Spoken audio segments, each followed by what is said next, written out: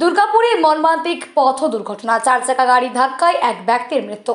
দুর্গাপুরের বিধাননগরের জোনাল মার্কেটের সামনে মঙ্গলবার এক মর্মান্তিক পথ দুর্ঘটনায় মৃত্যু হলো এক ব্যক্তি।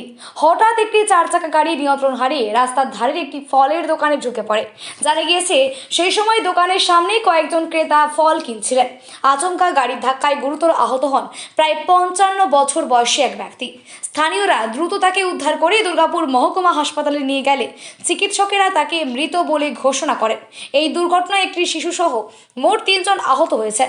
আহতেরও দ্রুত হাসপাতালে নিয়ে যাওয়া হয়েছে। বর্তমানে শিশুসহ একজন হাসপাতালে চিকিৎসাধীন রয়েছেন বলে জানা গিয়েছে। অন্য একজনকে প্রাথমিক চিকিৎসার পর ছেড়ে দেওয়া হয়েছে।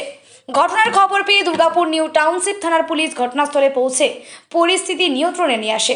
পুলিশ গাড়ির চালক ও দুর্ঘটনাগ্রস্ত গাড়িটিকে আটক করেছে।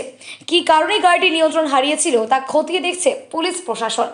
ঘটনা হচ্ছে কি, আমরা এই জায়গায় দোকান করি ফুটপাথ, এই সাইডে আমরা দোকান করি ফুটপাথে বাদিক করে একটা বাইক এখানে দাঁড়িয়েছিল, আর আমরা ফুটপাথে আরেকটা দোকান দাঁড়াই এখানে। তাই একটা 4 চাকায় এসে পুলিশের গাড়ি বা যার গাড়ি হোক, আগেরকার বা এক্স আর্মি হোক, যাই হোক, একটা সামনে তো পুলিশ লেখা ছিল। হ্যাঁ, পিছনে প্রেস লেখা ছিল বা পুলিশ লেখা ছিল, যাই ছিল ছেলে লেখা। তাহলে এসে ডাইরেক্ট আমি বসেছিলাম, সামনে আমার ওয়াইফ ছিল, পিছনে বসে আমার ছেলেও ছিল বসে। তা সত্ত্বেও মানে এমনভাবে এসে মারলো, আমার বাইকটা একটা বাইক দাঁড়িয়ে ছিল, আমার কাস্টমার দাঁড়িয়ে ছিল একটা, সেই কাস্টমারটা স্পটেই মারা গেছে। আর বাইকটা চলে গেছে আমার দোকানের ভিতরে। আর ওই গাড়িটা টপকিয়ে আমার দোকান টপকিয়ে প্রমোদার দোকান পিছনে যে এটা আছে, সেই গাড়িটাকে সেই প্রমোদার দোকানকে ভেঙে চুড়ে একদম তছনছ করে। সেটাও কি ফলের দোকান ছিল? সেটাও ফলের দোকান। সেটা একদম সিনেমন্দিরের সামনে গিয়ে দাঁড় করা।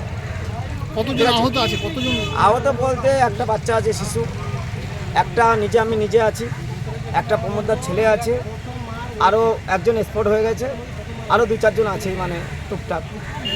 কি নাম আপনার? ক্ষয়ক্ষতি তো মোটামুটি আছেই, আমাদের ফলমল সব নষ্ট হয়েছে, দোকান পুরো ভেঙে গেছে? দোকান পুরো ভেঙে গেছে, পুরো ক্ষয়ক্ষতি হয়েছে, একদমই স্বাভাবিক। পুলিশ এসেছিল, সব দেখে শুনে নিয়ে গেল, গাড়ি নিয়ে গেছে, বললো আমরা দেখছি, আমাদের যতটা করার করছি।